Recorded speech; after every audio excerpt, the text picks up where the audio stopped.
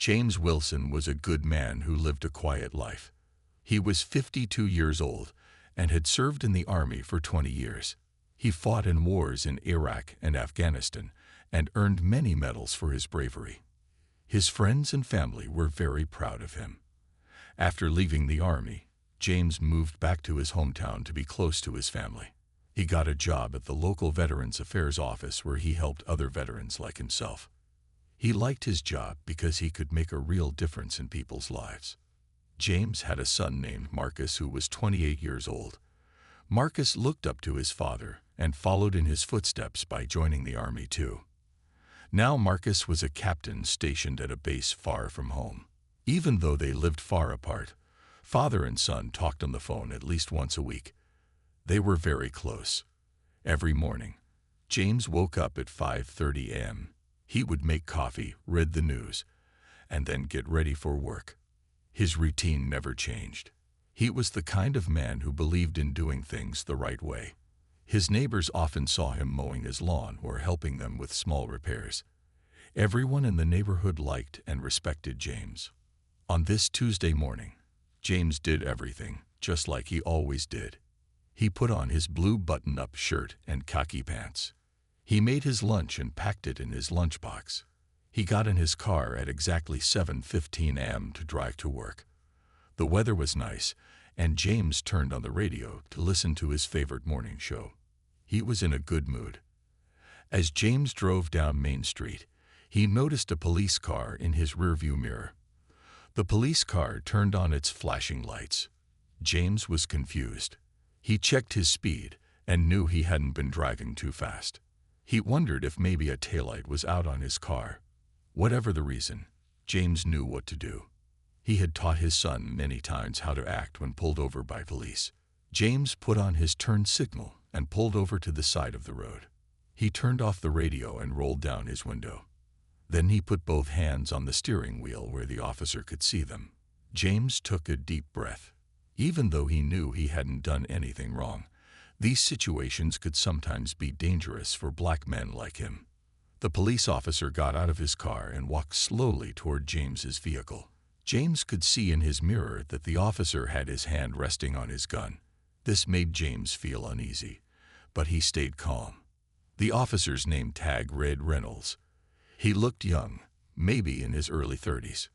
"Good morning, officer," James said politely as the officer reached his window. "May I ask why you pulled me over?" Officer Reynolds didn't answer James's question. His face was stern. "License and registration," he demanded. James nodded. "My registration is in the glove compartment," he said clearly. "I'm going to reach for it now, okay?" The officer didn't respond, just watched James with narrow eyes. James moved his right hand slowly from the steering wheel, narrating his movements. "I'm just reaching for my registration in the glove box, sir," he said. James didn't know it yet, but this simple traffic stop was about to change his life forever.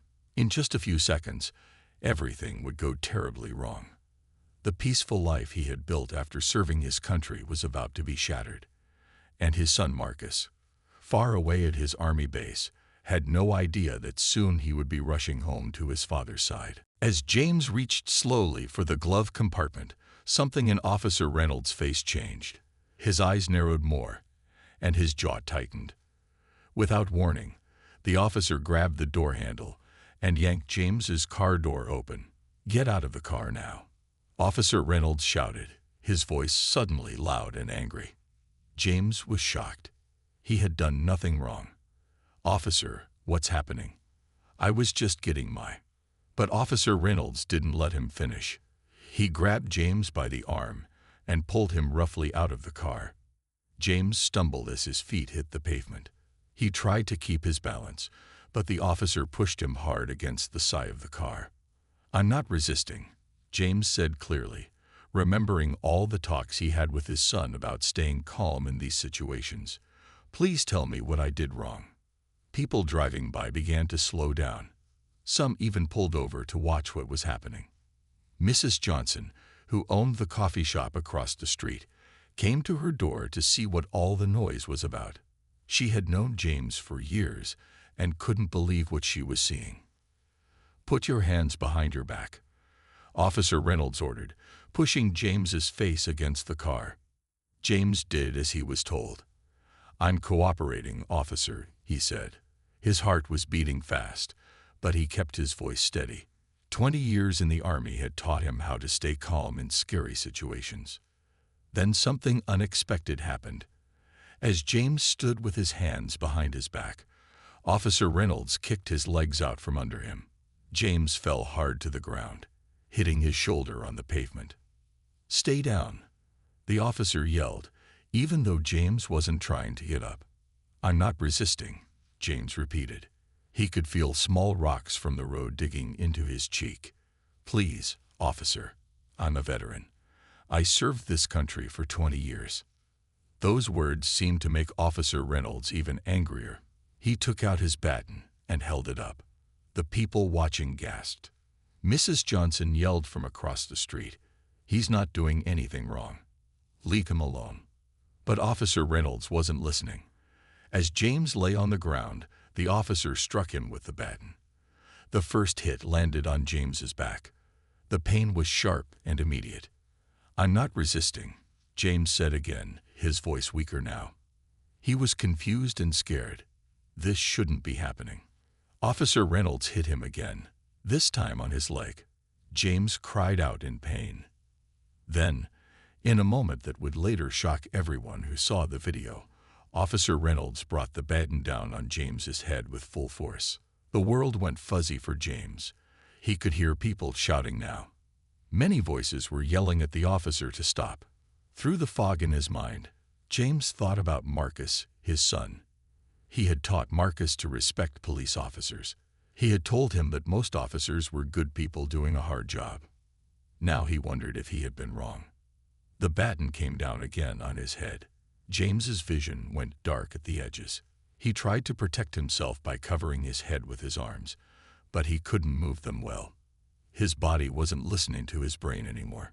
The third blow to his head was the last thing James felt. After that, everything went black. He didn't hear the sirens of other police cars arriving. He didn't see Mrs. Johnson running across the street with her phone, recording everything. He didn't know that someone had called 911 reporting an officer attacking an unarmed man.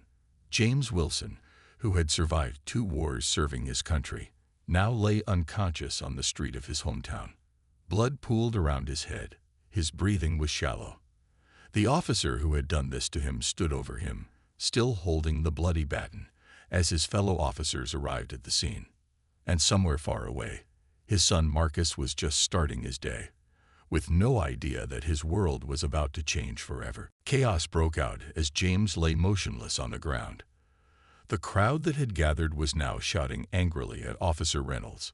More police cars arrived with their lights flashing and sirens wailing.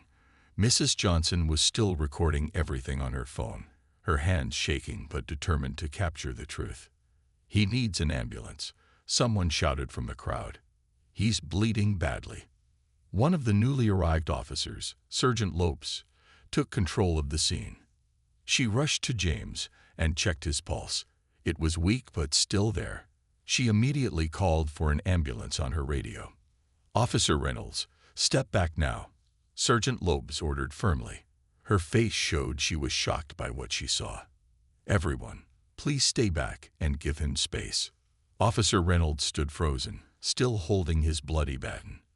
He seemed surprised by what had happened, as if he had just woken up from a trance. 2 other officers took him aside and led him to a police car. The ambulance arrived within minutes. The paramedics worked quickly, putting a neck brace on James and carefully lifting him onto a stretcher. His face was covered in blood, and he showed no signs of waking up. Everyone could see this was very serious. "Is he going to be okay?" Mrs. Johnson asked one of the paramedics, her voice breaking. "We're doing everything we can," was all the paramedic would say as they loaded James into the ambulance. News of what happened spread fast through the town. By the time James reached Memorial Hospital, a small crowd had already gathered outside. Many were James's friends from the Veterans Affairs Office. Others were neighbors who knew him as the kind man who always helped others. Inside the emergency room, Doctors worked frantically to save James's life. Dr. Wilson, no relation to James, was the head doctor in charge. She had seen many head injuries in her 20 years as a doctor, but this was one of the worst. "We need to get him to surgery right away," she told her team. "He has severe bleeding in his brain.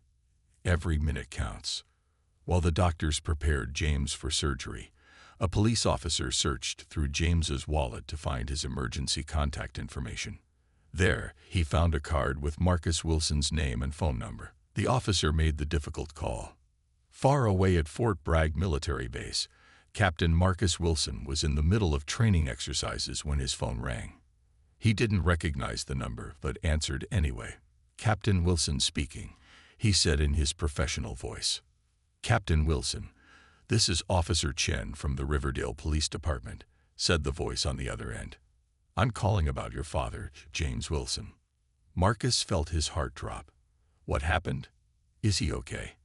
"I'm very sorry to inform you that your father has been seriously injured and is now in surgery at Memorial Hospital.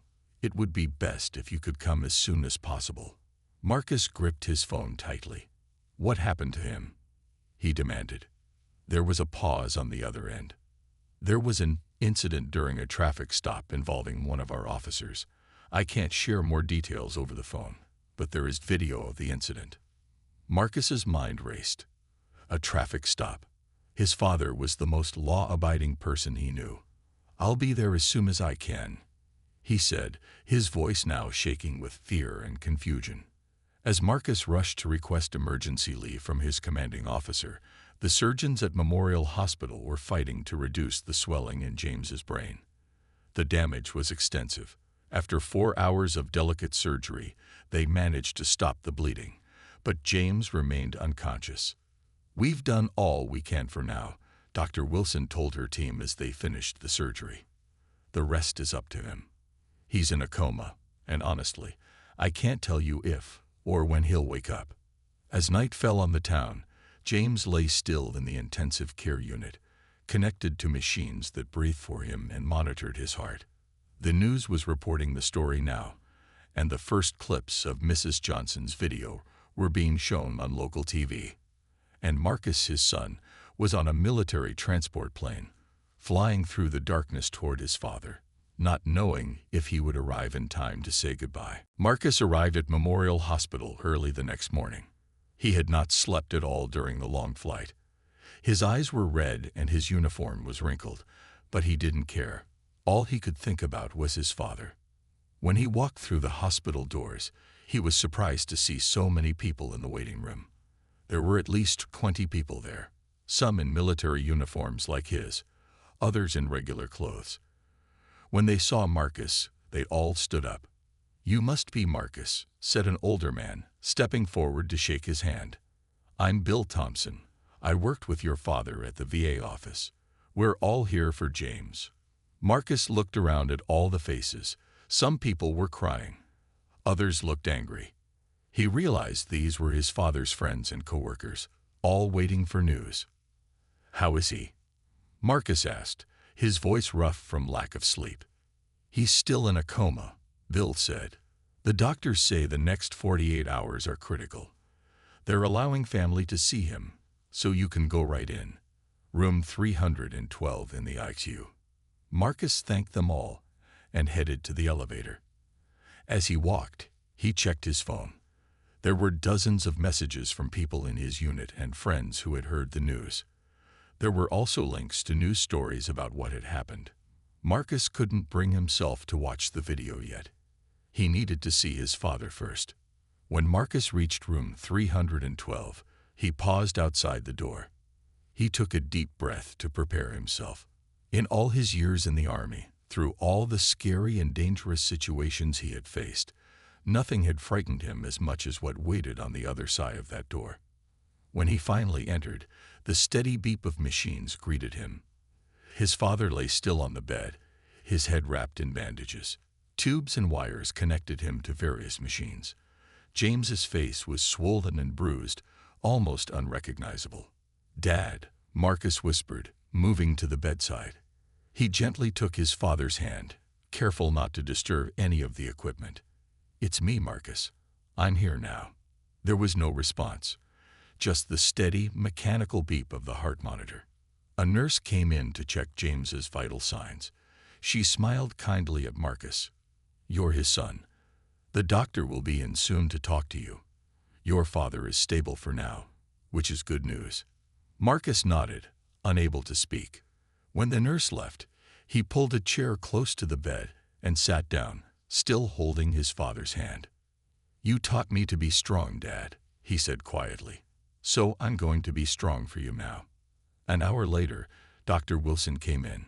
She explained James's condition in simple terms. The blows to his head had caused severe brain swelling. They had done surgery to relieve the pressure, but there was no way to know how much damage had been done. "Will he wake up?" Marcus asked, dreading the answer. "I can't make any promises," Dr. Wilson said honestly. "But your father is physically strong, and that works in his favor. Talk to him." Some studies suggest coma patients can hear what's happening around them. After the doctor left, Marcus finally looked at the news on his phone. The video of his father's beating had gone viral. People across the country were outraged. Officer Reynolds had been suspended, but many people were calling for his arrest. Marcus watched the video once, his hands shaking with anger. He saw his father lying calmly on the ground, saying he wasn't resisting. He saw the officer swing the baton again and again. By the end of the video, tears were streaming down Marcus's face. Outside the hospital, reporters had gathered. They wanted to talk to Marcus to get his reaction, but he ignored their calls and text messages. His place was here, by his father's side. As day turned to evening, more visitors came. James's neighbors, members of his church, even some of his former military buddies who had driven from other states to be there. Each one shared stories about James, about his kindness and his strength. And through it all, Marcus stayed by the bed, talking to his father, telling him about his life at Fort Bragg, reminiscing about their fishing trips when he was young. Anything to try to reach through the darkness of the coma and bring his father back. 3 days passed, and James still did not wake up. Marcus hardly left the hospital room. He slept in the chair next to his father's bed and only went to the cafeteria when the nurses insisted he needed to eat. The dark circles under his eyes grew deeper each day. On the 4th day, as Marcus was dozing in his chair, there was a knock on the door. He looked up to see a tall black woman in a business suit standing in the doorway. "Captain Wilson, I'm Lisa Jenkins, your father's lawyer," she said, extending her hand. "May I come in?" Marcus nodded, surprised. "I didn't know my father had a lawyer." Lisa sat in the other chair in the room. "He doesn't, or didn't until 2 days ago. I've been trying to reach you. Your father's friends at the VA office hired me to represent him." Marcus rubbed his tired eyes. "Represent him for what?" "For the civil case against the police department and Officer Reynolds," Lisa explained, "and to make sure the criminal investigation against Reynolds is handled properly." She opened her briefcase and took out some papers. "The video evidence is extremely strong. Mrs. Johnson's recording has been viewed millions of times now. People are demanding justice." Marcus looked at his father, still and silent in the hospital bed. "What's happening with Officer Reynolds?" "He's been suspended without pay, but no charges have been filed yet. The police department first claimed your father was resisting arrest, but the video clearly shows that's not true." Lisa's voice was calm but firm. "The district attorney is under a lot of pressure to act." Just then, Marcus's phone buzzed. It was a text from Bill Thompson. "Turn on the news. Channel 5. Marcus reached for the remote and turned on the small TV in the corner of the room. A crowd of people was gathered outside the police station. They carried signs that read "Justice for James Wilson" and "Black Veterans' Lives Matter." The news reporter explained that protests had been going on for 3 days now. People were demanding that Officer Reynolds be arrested and charged. The reporter said the mayor would be making a statement soon. Marcus watched in silence. He felt a mix of emotions: grief for his father, anger at what had happened, and now surprised at how many people were standing up for his dad. "Your father is well loved in this community," Lisa said, following his gaze to the TV. "And his story has touched people across the country. A decorated veteran who served his country for 20 years, attacked without cause. It's making a lot of people very angry." Marcus turned off the TV and looked back at his father. "What would he want me to do?" he asked quietly, more to himself than to Lisa. "From what I've heard about your father, he would want justice, but not more violence," Lisa replied. "People are asking if you'll speak at a rally tomorrow. They want to hear from you." Marcus shook his head. "I can't leave him." "I understand," Lisa said. She put her card on the bedside table. "Call me when you're ready to talk more about the case." After she left, Marcus sat in silence for a long time. He thought about what his father had taught him growing up, about dignity, about standing up for what's right, about serving others. In the Army, Marcus had learned how to lead, how to speak up, how to make tough decisions. Now he needed to use those skills for his father. He picked up his phone and called Bill Thompson. "About that rally tomorrow.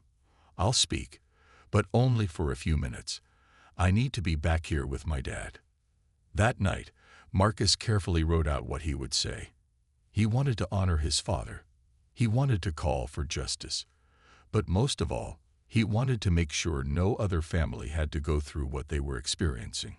As he finally drifted off to sleep in the uncomfortable hospital chair, Marcus didn't know that across town, Officer Reynolds was sitting in his own kitchen, staring at a bottle of whiskey and a loaded gun, wrestling with the consequences of his actions.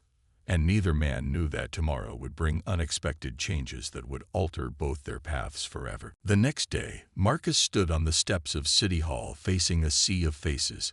There were at least 500 people gathered in the square, many holding signs with his father's picture. News cameras pointed at him from every direction. His heart was beating fast, but he stood tall in his Army uniform, the paper with his speech shaking slightly in his hands. "My name is Captain Marcus Wilson," he began, his voice stronger than he expected. "James Wilson is my father. 5 days ago, he was beaten by a police officer during a traffic stop. Today, he lies in a hospital bed in a coma." The crowd was completely silent, listening to every word. "My father served this country for 20 years. He risked his life in 2 wars. He earned medals for his bravery. And this is how he was treated in his own hometown." Marcus paused, looking down at his speech. The words he had written last night now seemed too small for the anger he felt. "I could stand here and tell you how angry I am," he continued, setting the paper aside. "I could demand that Officer Reynolds go to jail. I could call for more protests, but that's not what my father would want." A murmur went through the crowd. This was not what they expected to hear. "My father taught me that when something is broken, you don't just get angry about it. You fix it." Marcus's voice grew stronger. "Our system is broken. And yes, Officer Reynolds must face justice for what he did. But that alone won't fix the problem." In the back of the crowd stood Police Chief Thomas Green. He had come to hear what Marcus would say, expecting to be attacked. Instead, he listened with surprise as Marcus continued. "I wear this uniform because, like my father, I believe in serving others. I believe in protecting people. That's what police officers are supposed to do too." Marcus looked directly at the news cameras. "So here's what I'm asking for. Not just justice for my father, but real change in how our police are trained and how they work with our community." The crowd began to applaud, slowly at first, then louder. "While my father fights for his life, I will fight for change," Marcus promised. "And I invite Chief Green and anyone in the police department who truly wants to serve and protect to join me in that fight." As Marcus finished speaking, the crowd erupted in cheers. People surged forward, wanting to shake his hand or just touch his sleeve. Reporters called out questions, but Marcus was already turning away, eager to get back to the hospital. As he made his way through the crowd, someone stepped in front of him. It was Chief Green. "Captain Wilson," he said, extending his hand. That was not what I expected. Marcus hesitated, then shook the chief's hand. I meant what I said. I'd like to talk more about your ideas, Chief Green said. When you're ready. Before Marcus could respond, his phone rang. It was the hospital. His heart seemed to stop as he answered. Captain Wilson. This is Nurse Rivera. You need to come back right away. There's been a change in your father's condition. Marcus felt the world tilt around him. Is he? He couldn't finish the question. Just come quickly, the nurse said. Marcus looked at Chief Green. I have to go. The chief nodded. I'll drive you. They raced to the hospital, neither speaking during the short drive. Marcus's mind was filled with thoughts of his father, teaching him to ride a bike, attending his high school graduation, proudly pinning on his lieutenant bars when he was commissioned in the Army. He couldn't lose him now. When they reached the hospital, Marcus ran inside, the chief following behind. They took the elevator to the ICU, Marcus's heart pounding with fear. As he reached his father's room, Dr. Wilson met him at the door. Her face was serious. What happened? Marcus asked, breathless. Your father's brain activity has changed, she said. We think he might be waking up. Marcus rushed to the bedside. James's eyes were still closed, but his fingers were moving slightly. Marcus took his father's hand. Dad, I'm here, he said, tears filling his eyes. Can you hear me? And then, so faintly that Marcus almost missed it, James squeezed his hand. Over the next 3 days, James showed small but important signs of improvement. First came the hand squeeze. Then his eyes began to move under his eyelids. By the 3rd day, he opened his eyes for a few seconds at a time. Each small step forward filled Marcus with new hope. Dr. Wilson explained that waking up from a coma is not like in the movies. It happens slowly, in small steps. James might be confused or not remember what happened. He might not be able to speak right away, but each sign was good news. The fact that he's responding to your voice is very encouraging, she told Marcus. Keep talking to him. It's helping. So Marcus talked constantly. He read the newspaper to his father, told him about the people who had come to visit, and described the growing movement that had started because of what happened to him. You've got people fighting for you, Dad, Marcus said one afternoon. Not just me, but hundreds of people in town and thousands more across the country. To Marcus's surprise, Chief Green visited the hospital every day. He would stand awkwardly by the door, asking how James was doing. On his 3rd visit, he brought news. Officer Reynolds has been charged, he told Marcus quietly. Assault with a deadly weapon and excessive use of force. He'll go to trial. Marcus nodded. Thank you for telling me. There's something else, the chief added. After hearing your speech, I've been thinking a lot. I'd like to work with you on making changes in our department. Real changes in how we train officers and how we work with the community. Before Marcus could answer, a weak voice came from the bed. Do it, son. Both men turned in shock. James's eyes were open, and though his voice was barely a whisper, his words were clear. Dad. Marcus rushed to the bedside, taking his father's hand. You're awake. James's eyes moved slowly from his son to Chief Green. Been listening, he said with effort. Good idea. Dr. Wilson was called immediately. She examined James, asking him simple questions and checking his responses. James could only say a few words at a time, and his right side seemed weak, but he was definitely awake and aware. This is remarkable progress, Dr. Wilson said, smiling. We'll need to run some tests, but I'm very encouraged. After the doctor left, Chief Green stepped closer to the bed. Mr. Wilson, I want to apologize for what happened to you. It shouldn't have happened, and I'm determined to make sure it doesn't happen to anyone else. James looked at him for a long moment, then gave a small nod. It wasn't forgiveness, not yet, but it was acknowledgement. The news of James waking up spread quickly. By evening, The hospital waiting room was again filled with visitors wanting to see him. The doctor only allowed a few people in, and only for short visits, but James seemed to gain strength from seeing his friends. Mrs. Johnson from the coffee shop cried when she saw him. "You gave us quite a scare, James Wilson," she said, patting his hand. "But I knew you were too stubborn to give up." That made James smile, though the right side of his face didn't move as well as the left. That night, when they were alone, James asked Marcus in his halting speech about what had been happening while he was unconscious. "You've been busy," he said. Marcus told his father everything, about the protests, his speech, and his conversations with Chief Green. "I meant what I said at the rally, Dad," Marcus explained. "I want to fix the system, not just punish one person." James's eyes filled with tears. "Proud of you," he whispered. For the first time since arriving at the hospital, Marcus slept well that night in the chair beside his father's bed. He felt like a heavy weight had been lifted from his shoulders. His father was going to recover, and together they would work for the changes needed to make their community better and safer for everyone. But as Marcus would soon learn, the path to healing, both for his father and for their community, would not be as simple or as smooth as he hoped. 2 weeks after James woke up, the doctor said he could go home. Though he was much better, he still had problems.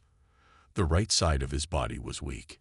He needed a walker to move around, and his speech was slow. The doctor said he would need months of therapy to recover fully, and even then, he might never be exactly the same as before. Marcus had taken extended leave from the army to help his father.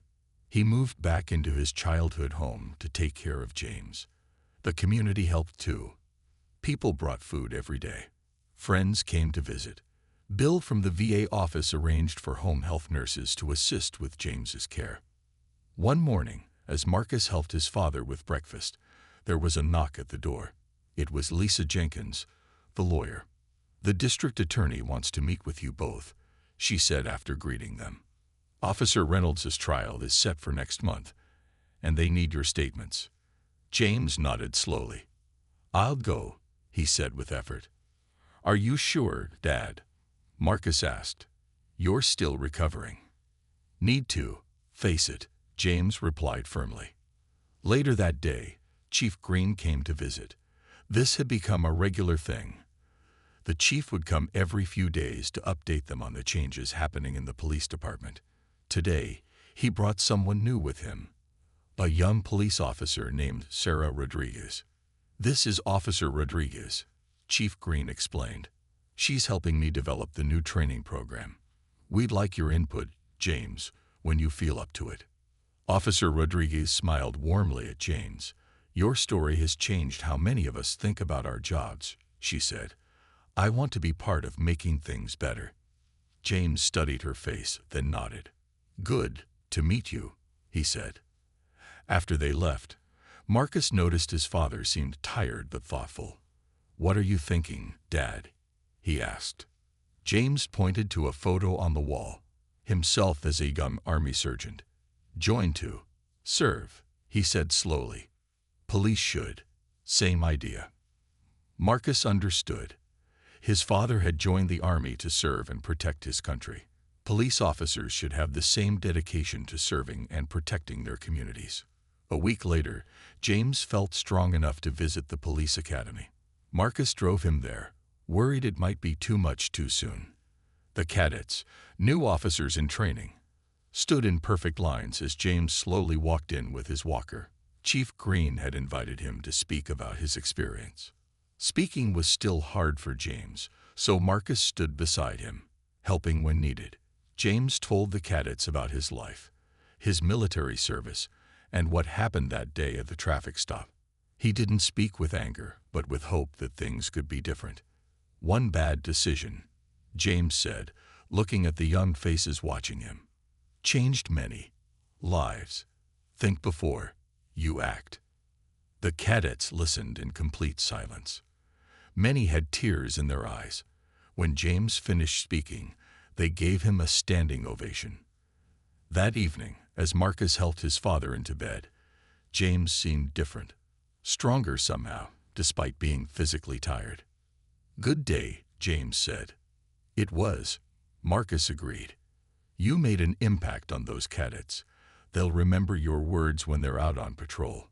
James nodded, then said something that surprised Marcus. "Forgiveness. Not easy. But necessary." Marcus sat on the edge of the bed. "Are you saying you forgive Officer Reynolds?" James was quiet for a long moment. "Working on it," he finally said. "Hate. Too heavy to carry." Marcus thought about his father's words long after James had fallen asleep. He realized that true healing wasn't just about physical recovery or changing police procedures. It was also about finding a way forward that didn't let anger and bitterness take over their lives. The next morning, Marcus made an unexpected decision. He called Officer Reynolds' lawyer and asked for a meeting. It was time to face the man who had almost taken his father's life, not for revenge, but for something much harder and more important: understanding. The meeting with Officer Reynolds took place at the lawyer's office. Marcus sat at one end of a long table, his hands folded calmly in front of him. When Reynolds walked in, he looked nothing like the angry officer from the video. He seemed smaller somehow, his shoulders hunched, his eyes down. "Thank you for meeting me," Reynolds said quietly as he sat down. Marcus studied the man who had hurt his father so badly. "I'm not here for you," he said honestly. "I'm here because my father is trying to forgive, and I need to understand why this happened." Reynolds nodded slowly. "I've asked myself that same question every day." He took a deep breath. "I could give excuses, stress, fear, bad training, but none of that matters. What I did was wrong. Completely wrong." For the next hour, they talked. Reynolds explained that he had been a police officer for only 2 years. He had been taught to see danger everywhere, to always protect himself first. When James reached for his glove compartment, Reynolds had reacted with fear instead of common sense. "But that doesn't explain the baton," Marcus said, his voice hardening. Reynolds' eyes filled with tears. "No, it doesn't. I lost control. I've never done anything like that before, and I'll regret it for the rest of my life." As Marcus left the meeting, he didn't feel the anger he expected. Instead, he felt sad. Sad that fear and poor training had caused so much pain for everyone. A month later, Officer Reynolds' trial began.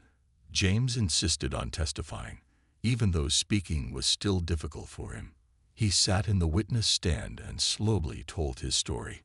When asked how the attack had changed his life, he pointed to his walker.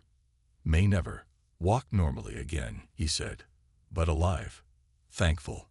The trial lasted 1 week. Reynolds was found guilty and sentenced to 5 years in prison. As the officers led him away, he looked at James and Marcus and mouthed the words, "I'm sorry." Outside the courthouse, reporters asked James how he felt about the verdict. "Justice, important," James said carefully. "But changes, more important." Those changes were already happening. Chief Green had invited James to help create a new training program for officers. They called it the Wilson Protocol. It taught officers to see the people they served as neighbors, not enemies.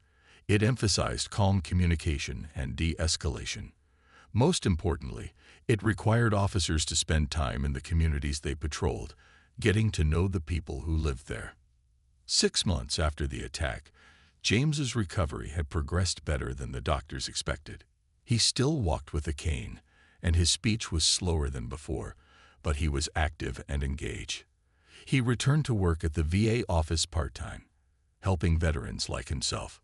Marcus had to return to his Army unit, but he came home often to check on his father. On one visit, he found James sitting on the front porch with Officer Rodriguez, who had become a regular visitor. "We're planning a community picnic," James explained, his speech clearer now after months of therapy. "Police and neighbors together." Marcus smiled. His father had always been a builder of bridges between people. 1 year after the attack, the city held a special ceremony. They dedicated a new community center named after James. The center would house programs that brought police and community members together and provided services for veterans. James stood at the podium, leaning lightly on his cane. His son Marcus stood proudly beside him in his Army uniform, now wearing the rank of Major. Chief Green and Officer Rodriguez stood on his other side. "One bad day could have ended everything," James said, his voice stronger than it had been in months. "Instead, it started something new. Pain can destroy, or it can build something better." He looked out at the crowd, a mix of community members and police officers, all there to support a new beginning. "What happened to me was wrong," James continued, "but what we've built together is right. And that is how we heal." The crowd rose to their feet, applauding as James cut the ribbon to open the new center. As Marcus hugged his father, he thought about how far they had come. A terrible act of violence had nearly taken his father's life, but it had also created an opportunity for real change. James Wilson had turned his pain into purpose, his suffering into service, just as he had done all his life.